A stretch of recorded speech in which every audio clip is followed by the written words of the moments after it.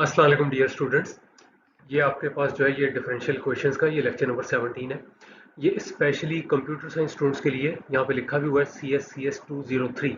ये differential questions का course है, ये कंप्यूटर साइंस स्टूडेंट्स के लिए।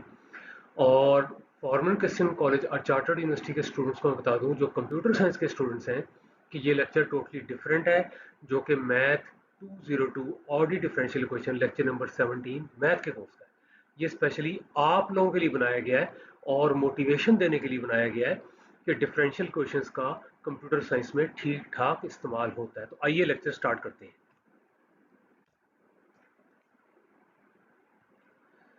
इसमें लिखा है in this lecture we will solve differential questions that arise directly in computer science without addressing their formation और डेरिवेशन।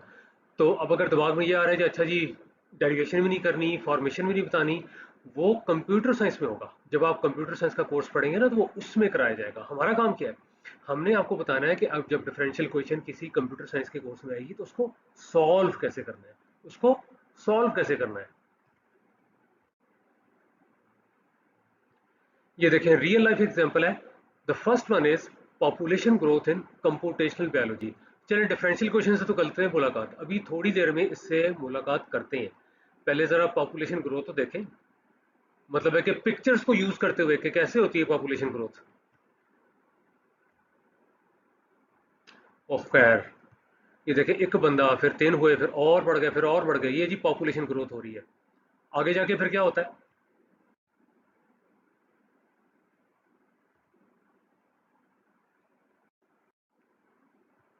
ये होता है दुनिया छोटी पड़ जाती है, जगह कम पड़ जाती है, लोग ज्यादा हो जाते हैं, लोग ज्यादा हो जाते हैं, ये हो रही है जी पॉपुलेशन ग्रोथ। और अनहैप्पीली जिस तरह से पॉपुलेशन ग्रो कर रही है तो फिर एंड रिजल्ट क्या होता है, ये रिजल्ट होता है जी खड़े होने की जगह भी नहीं मिलती। मतलब जहां बिल्कुल खुला मैदान था वहां आप खड़े होने की जगह भी नहीं मिलती।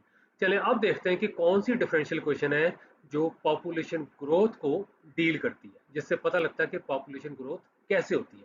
आए अगली स्लाइड पे चलते हैं।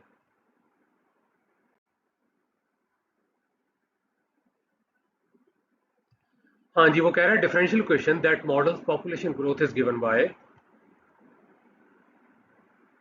ये वाली है जी। पी ऑफ टी जो है ये पॉपुलेशन है as a function of time, ये टाइम डेरिवेटिव है पॉपुलेशन का। आर जो है ये ग्रोथ रेट है, आर जो है ये ग्रोथ रेट है, नीचे सारा बताया हुआ है।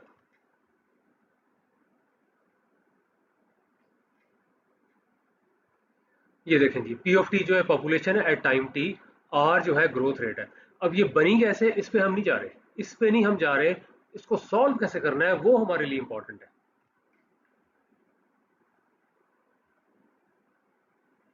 यानी कि ये वाला काम। अब सपोज करें एक कंप्यूटर साइंस का स्टूडेंट है, उसको सारा कोर्स समझ आ रहा है, बीच में एक डिफरेंशियल क्वेश्चन आ जाती है, वो परेशान होता है, लेकिन वो कर सकता है अगर उसको इसको सॉल्व करने का तरीका होता है। और यही इस कोर्स का मकसद है, यही इस कोर्स का मकसद है। हाँ जी, इसमें देखें कोई आइडिया क्लिक कर रहा हूँ, और यकीन करें ये काफ़ी मेहनत करके मैंने एग्जाम्पल्स लिए हैं जो कि ख़ास तौर पे कंप्यूटर साइंस के स्टूडेंट्स के लिए हैं। वरना एग्जाम्पल्स तो आपने पहले भी बहुत की हुई हैं, एग्जाम्पल्स तो आपने पहले ही बहुत की हुई हैं। वो mathematics for the sake of mathematics था, ये ख़ास तौर पे कंप्यूटर साइंस स्टूडेंट्स के लिए एग्जाम्पल्स हैं ताकि वो मोटिवेट हो कि डिफरेंशियल क्वेश्चंस का यूज़ होता है।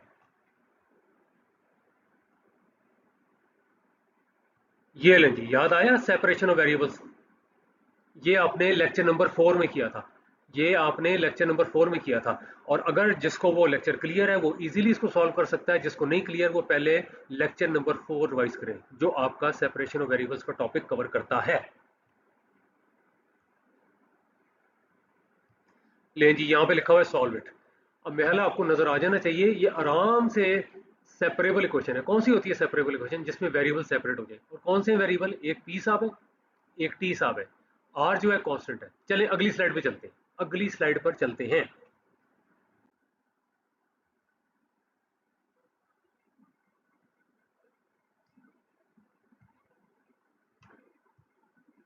ये देखें जी, ये वाली क्वेश्चन थी, इसमें जो पी साहब है इधर डिनोमिनेटर में चले गए हैं और ये डी टी साहब इधर आ गए हैं। ये हो गया ना वेरिएबल सेपरेट। यहाँ पे पी वाली टर्म एक तरफ है, उसका डेरिवेटिव भी है, और यहाँ पे डी टी की कोई टर्म नहीं है तो डी टी। अब आपने इसको इंटीग्रेट करना है।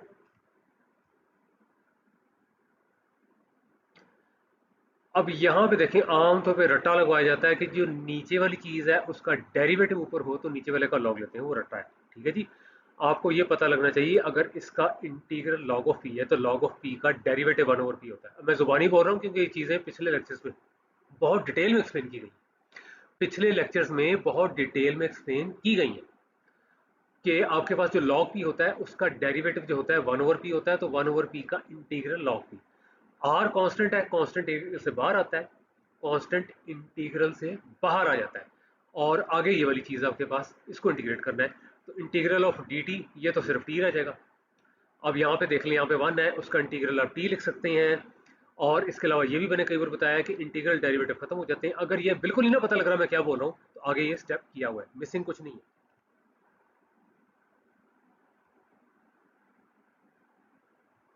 ये देखें जी, वी ऑब्टेन, इसका हो जाएगा लॉग ऑफ टी। यहाँ पे देख लें इंटीग्रल ऑफ डी टी जो है वो आपके पास टी आ जाएगा। ये है जी constant of integration. Log of P naught is the constant of integration. अब दिमाग में आ रहा होगा कि प्लस के भी कर सकते थे, प्लस सी भी कर सकते थे, ये क्यों किया? इसकी भी वजह पता लग जाएगी, क्योंकि अब ये एक तरह से अप्लाइड मैथमेटिक्स हुआ हुआ है। Mathematics for the sake of mathematics नहीं हुआ हुआ, ये अप्लाइड मैथमेटिक्स हुआ हुआ है।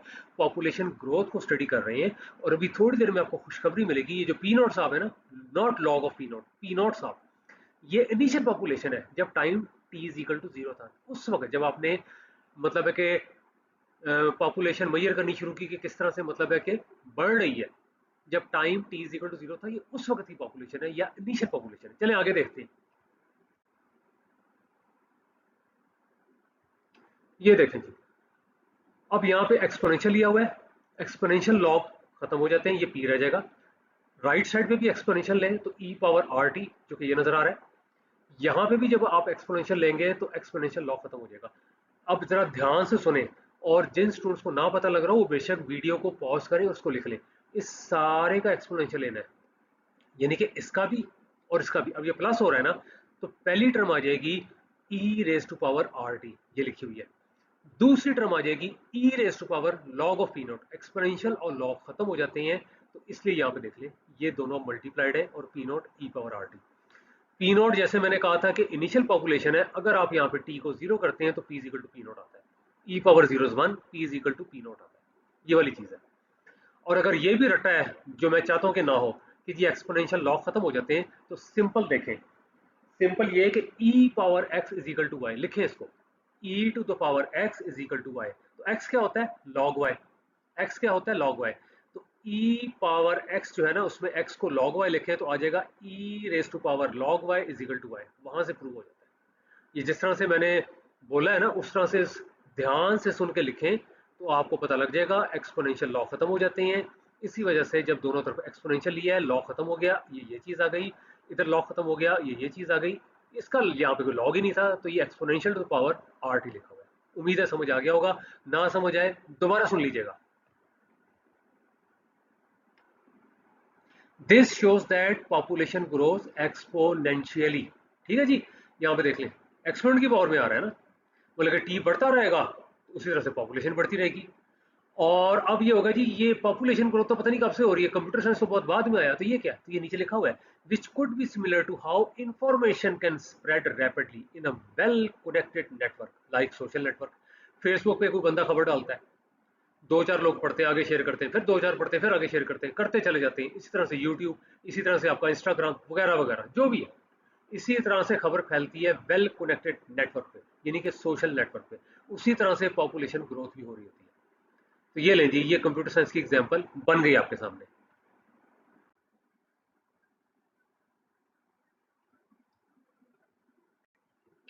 ये दूसरा आ रहा है, second one is cooling of a computer processor.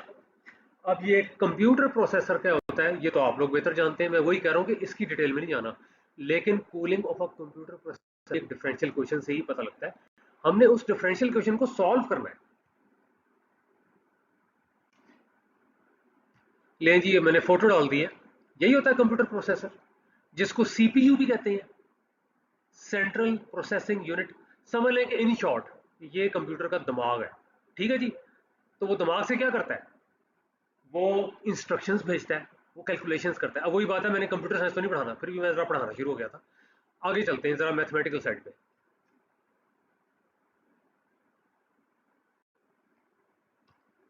ये देखें जी, when you play a game on your computer the computer gets hot, गर्म हो जाता है ना। After you stop playing the computer starts to cool down. ये तो सीधी सी बात है। मतलब इस वक्त मैं रिकॉर्डिंग कर रहा हूँ, मेरा लैपटॉप जो है वो भी गर्म हो रहा है, बाद में कूल डाउन हो जाएगा। और ये देखें, the rate at which the processor cools down can be modelled by Newton's law of cooling. अब देखें, न्यूटन लॉ ऑफ कूलिंग तो बहुत पहले आ गया था, लेकिन यही वाली डिफरेंशियल इक्वेशन है जो आपको बताएगी कि cooling of a computer processor कैसे होता है। चलें पहले अंकल न्यूटन से तो मिल लें ना, उनकी डिफरेंशियल इक्वेशन भी देख लें और अंकल न्यूटन से भी मिल लें।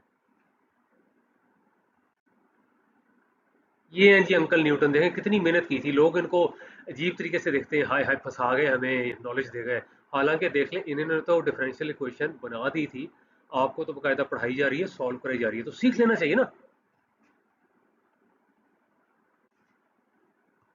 ये है जी न्यूटन्स लॉ ऑफ कूलिंग। अब कहेंगे जी कैपिटल टी, नीचे छोटा टी। भाई कैपिटल टी टेम्परेचर है, ठीक है जी। छोटा टी टाइम है, तो टेम्परेचर वेरी कर रहा है टाइम के लिहाज से। अब ये टी एस साहब कौन है? ये सराउंडिंग टेम्परेचर है। और के साहब कौन है? ये फिर वही कूलिंग कांस्टेंट है। देखें नीचे क्या लिखा हुआ है, नीचे देखते हैं क्या लिखा हुआ है। लें जी, capital T function of small T is the temperature at time T. Small T time है।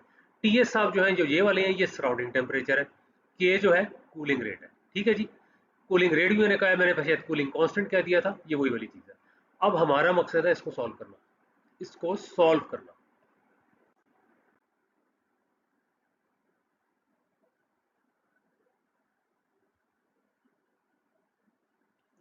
ये लीजिए, इसको कैसे सॉल्व करना है, बंदा बैठा सोच रहा है। ये लीजिए दिमाग की बत्ती जलाएं। यहाँ तो लगता है कि आधा दिमाग रोशन हुआ है, पूरा रोशन करें, ठीक है जी। अभी वो सोचना शुरू हुआ है ना, उसके दिमाग में आ रहा है, अच्छा जी ये किससे होगा, सेपरेशन ऑफ वेरिएबल से होगा, किसी और टेक्निक से होगा, कैसे होगा, वो ये सोच रहा है। तो अब देखें क्या निकलता है।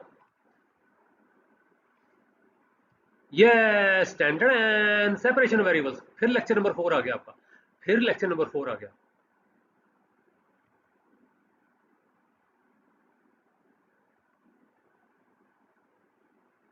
ले जी, दो बंदे सोल्यूशन लेके भाग रहे हैं। सपोज करें अगले वाला मैं हूँ, पीछे वाले आप होने चाहिए, ताकि दुनिया को बता सके इस तरह सॉल्व होता है। आए इसको सॉल्व करते हैं। ये देखें जी, ये स्टेप है। देखें, जब कहते हैं ना सेपरेशन ऑफ वेरिएबल्स या सेपरेबल क्वेश्चन, मतलब ही यही है कि वेरिएबल सेपरेट हो जाए। मैथ्स लॉजिक बेस्ड है, मैथमेटिक्स टोटली लॉजिक बेस्ड है। और लॉजिक बेस्ड का मतलब है कि जिसमें कोई इस तरह की रीजन हो जिससे सेंस बन जाए, तो वेरिएबल सेपरेट हो जाते हैं। कैपिटल टी एक वेरिएबल है, स्मॉल टी एक वेरिएबल है, के जो है कांस्टेंट है। तो टी माइनस टी एस को इधर डिनोमिनेटर में ले जाए, ये लिखा हुआ है। डी टी को यहाँ पे ले जाए, ये लिखा हुआ है।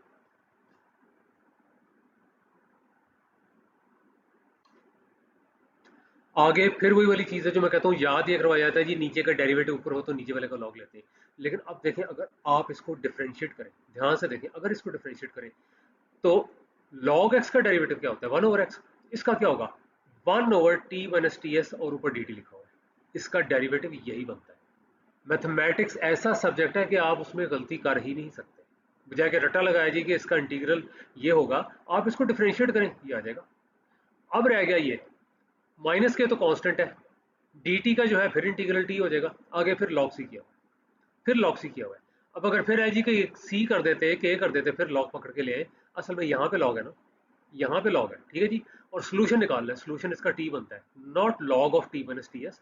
तो एक्सपोनेंशियल लेंगे, तभी यहाँ पे भी लॉग लिया कि एक्सपोनेंशियल इसको खत्म करें ना। अगर इसको खत्म करते हैं तो फिर ये भी ई पावर सी की फॉर्म में आ रहा होता, बस और कोई फर्क नहीं पड़ना था।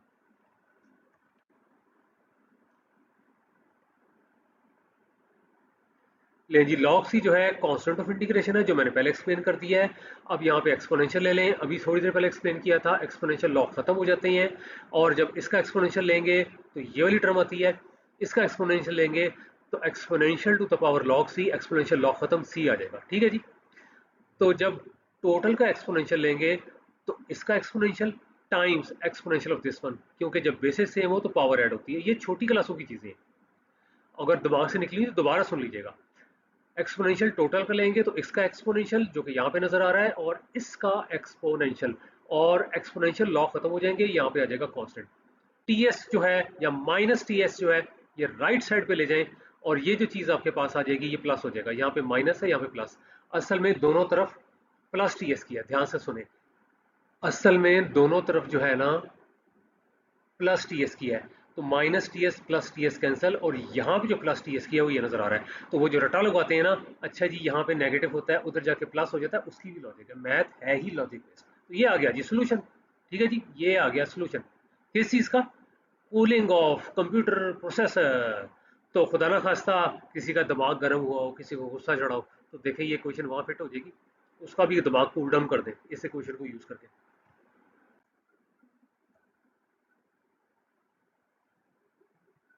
ले जी, तीसरा आ गया नेटवर्क ट्रैफिक फ्लो। वो कहता है इमेजिन करें कार जो है चल रही है हाईवे पे, ठीक है जी, if too many cars get on the road at the same time they start to slow down and form a traffic jam. आए जरा तस्वीर देखते हैं। लें जी, cars are driving on a highway, जैसे इस तरह से, ठीक हो गया जी। फिर कहता है बहुत सारी गाड़ियां आ जाती हैं, लो जी बहुत सारी आ गई, बहुत ही सारी आ गई, हो गई गड़बड़ जी, ट्रैफिक जैम हो गया ना ट्रैफिक जैम। तो ये वाली चीज है। तो इसी तरह से ये नेटवर्क ट्रैफिक फ्लो भी होता है। अब देखते हैं कैसे। In network engineering, the flow of data packets through a network can be described using differential equations. अब पैकेट क्या चीज़ है भाई? Small amount of data transmitted over a network. वही वाली बात कि कंप्यूटर साइंस हम भी पढ़ेंगे, हम वो डिफरेंशियल इक्वेशन डायरेक्ट लिखेंगे जो नेटवर्क ट्रैफिक फ्लो को एक्सप्लेन करती है और उसको हम सॉल्व करेंगे।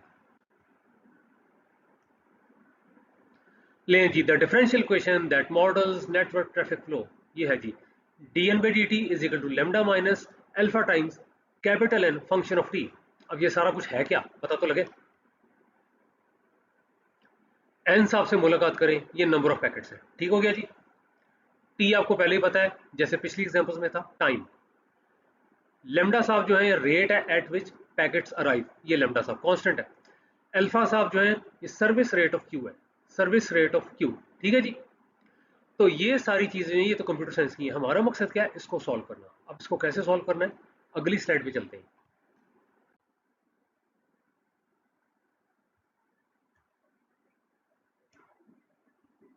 ले जी, ये तो सारा ही क्वेश्चन मार्क आ गया, हाउ टू सॉल्व।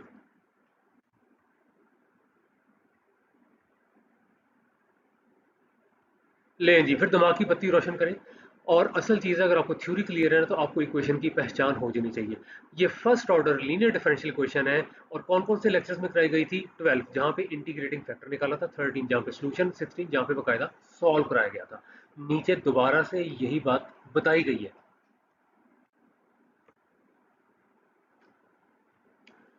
लेक्चर 12 में जो स्लाइड 7 8 है, इंटीग्रेटिंग फैक्टर जो इस इक्वेशन का था, ये था।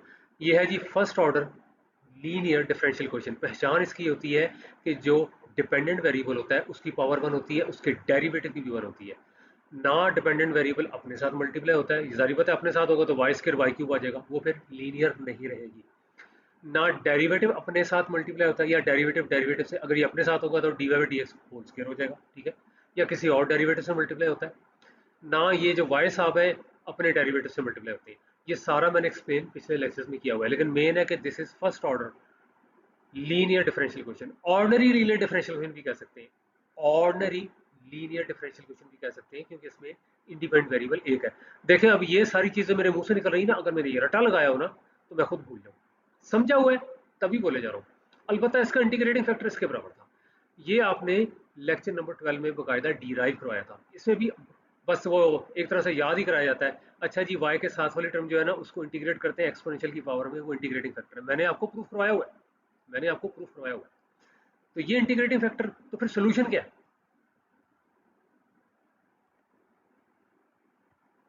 लेक्चर 13 स्लाइड्स 4 5 सोल्यूशन ये था। अब ये म्यू साहब क्या है, ये इंटीग्रेटिंग फैक्टर है। क्यू साहब क्या है, ये वाली टर्म। अच्छा अब इसको भी होता है, अच्छा जी राइट साइड वाली टर्म, आप उस टर्म को देखें जो राइट साइड पे लिखी है, बेशक हो जाए राइट साइड पे, जिसमें ना y है ना y का डेरिवेटिव है। ये देखें डेरिवेटिव भी इन्वॉल्व हो रहा है, y भी इन्वॉल्व हो रहा है, इसके साथ ना y है ना y का डेरिवेटिव। आपने क्या करना है, इंटीग्रेटिंग फैक्टर निकालना है, इसको यहाँ पे सब्स्टिट्यूट करना है। आगे आपकी इंटीग्रेशन टेक्निक्स कितनी स्ट्रॉन्ग है उस पर डिपेंड करता है। कांस्टेंट ऑफ इंटीग्रेशन ये मौजूद है, कांस्टेंट ऑफ इंटीग्रेशन यहाँ पे मौजूद है।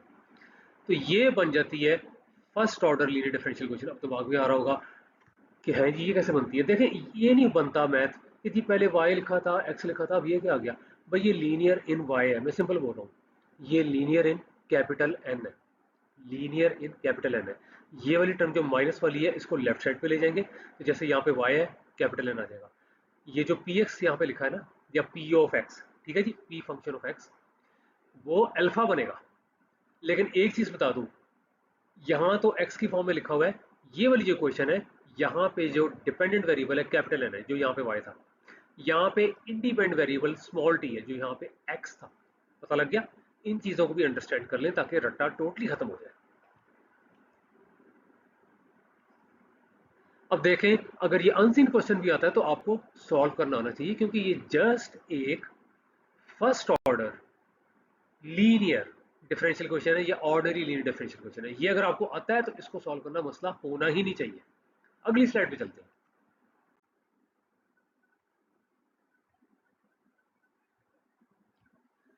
ये ले जी, अब मैं स्लाइड में वापस नहीं जा सकता पीछे वाली पे, रिकॉर्डिंग का इशू हो जाता है। वही मैंने कहा था, इसको मैं ले आऊंगा लेफ्ट हैंड साइड पे। अब आप इसको आराम से कंपेयर कर सकते हैं जो इक्वेशन पिछली स्लाइड पे लिखी हुई थी, जिसमें यहाँ पे dy बाई डी एक्स था और यहाँ पे n की जगह y था, यहाँ फंक्शन ऑफ x था, यहाँ पे फंक्शन ऑफ t है जो कि अल्फा है, वहां पे q ऑफ x था, ये q ऑफ t है जो कि लेमडा है।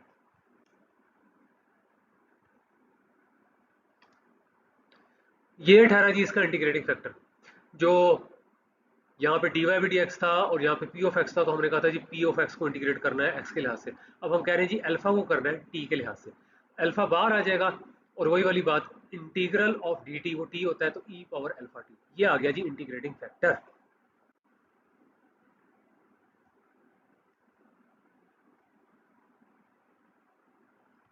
ये देखें जी, अब इस तरह की गलती एग्जाम में ना हो कि यहाँ पकड़ के dx लिखते हैं, ठीक है जी, यहाँ पकड़ के dx लिखते हैं, क्योंकि अब इंडिपेंडेंट वेरिएबल t है। वही वन ओवर म्यू यहाँ पर आ रहा है, वही म्यू यहाँ पर आ रहा है। ये लेमडा साहब जो है, ये राइट वाली टर्म जिसमें ना आपके पास n इन्वॉल्व है ना उसका डेरिवेटिव इन्वॉल्व है, और अगर आपने उस नोटेशन में जो पिछली स्लाइड पे थी, तो this is q of t। अब सिर्फ इसको इंटीग्रेट करना है। अब आपने सिर्फ इसको इंटीग्रेट करना है, लेमडा तो कांस्टेंट है, म्यू कांस्टेंट नहीं है। म्यू की वैल्यू ये है e पावर अल्फा t, यहाँ पे सब्स्टिट्यूट करेंगे फिर इसको इंटीग्रेट करेंगे।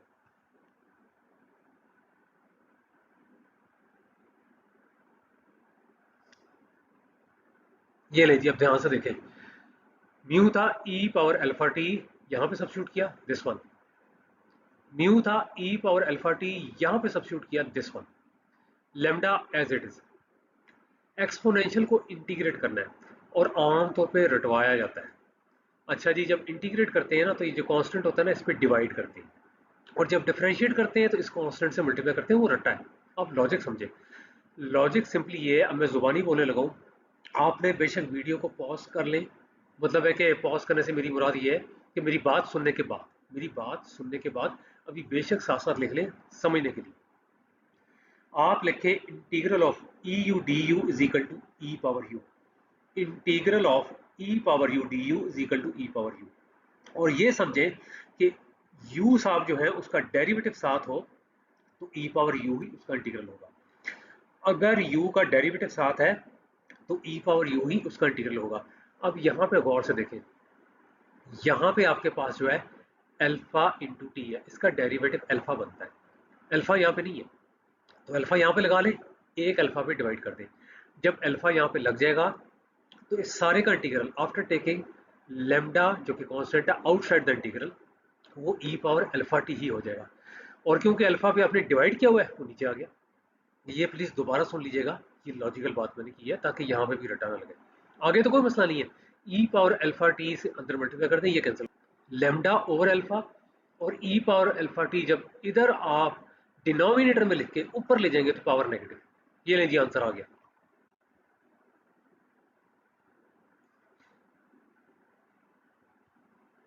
ले जी, एन साहब यहाँ पर आ गए, ये वाली टर्म ये है, ये वाली टर्म ये, दिस इज द आंसर। मुबारक हो जी, प्रॉब्लम सॉल्व होगी। तो आपको यकीन हो जाना चाहिए कि अगर आप डिफरेंशियल क्वेश्चंस को अच्छे तरीके से सीख लेंगे, तो जो कंप्यूटर साइंस में एग्जांपल्स आती हैं, और यकीन करें ये एग्जांपल्स मैंने बहुत लोगों से डिस्कशन करने के बाद ढूंढी है। किन लोगों से? जो कंप्यूटर साइंस के एक्सपर्ट्स हैं, नॉट मैथमेटिशियंस।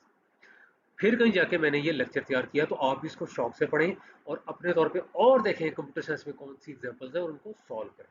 फिर पता लगता है कि वाकई आप इंटरेस्ट डेवलप हुआ और शौक से कुछ सीख रहे हैं।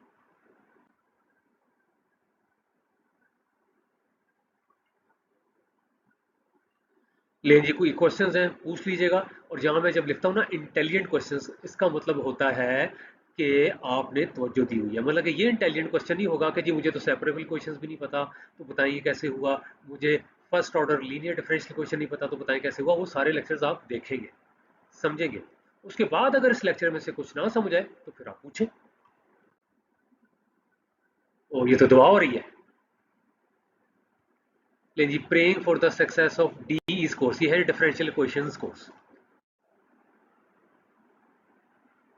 इस तरह आपका लेक्चर नंबर 17 खत्म। अब मुलाकात होगी लेक्चर नंबर 18 में।